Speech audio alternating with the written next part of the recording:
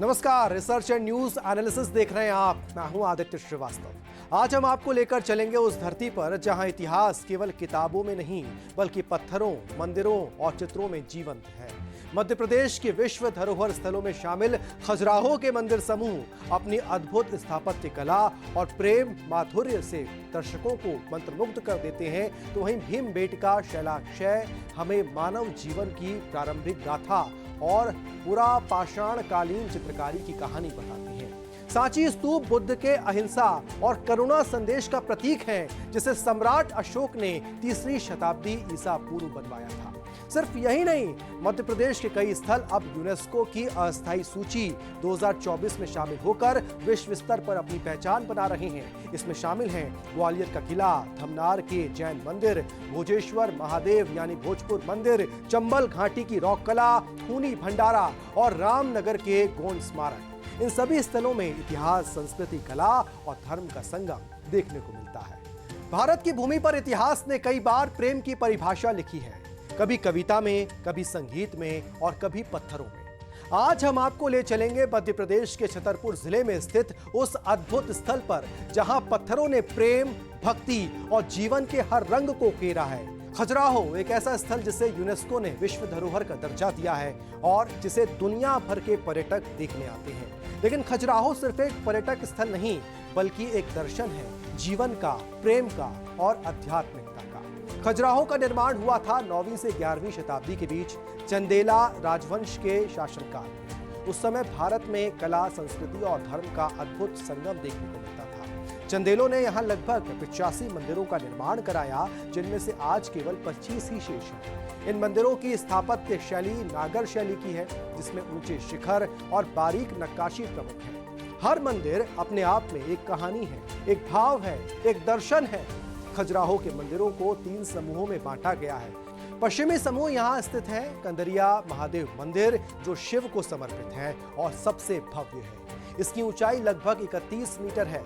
लक्ष्मण मंदिर, जो विष्णु को समर्पित है, इसकी दीवारों पर जीवन के विविध पहलुओं की मूर्तियां हैं।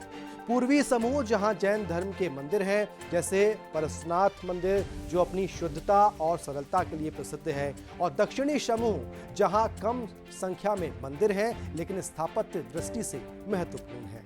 इन मंदिरों की दीवारों पर उकेरी गई मूर्तियां केवल धार्मिक नहीं हैं, वे जीवन के हर पहलू को दर्शाती हैं। संगीत, नृत्य, प्रेम, युद्ध, ध्यान, सब कुछ यहाँ पत्थरों में जीवंत है।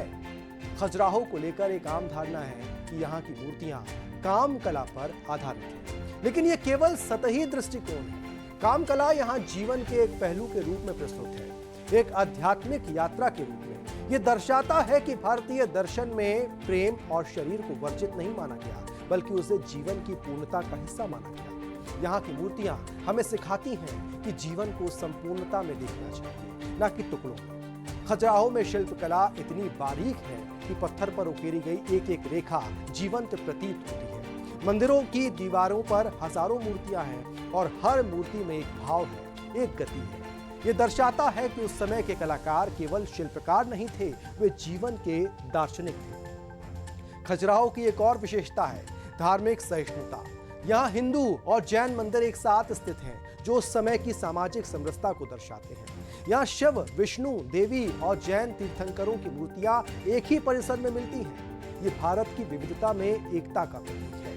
आज खजुराहो केवल एक ऐतिहासिक स्थल नहीं है, ये एक सांस्कृतिक केंद्र बन चुका है। हर साल यहाँ खजुराहो नृत्य फेस्टिवल आयोजित होता है, जिसमें देश विदेश के कलाकार भाग लेते हैं। ये त्योहार मंदिरों की पृष्ठभूमि में होता है, जहां नृत्य और स्थापत्य का संगम होता है।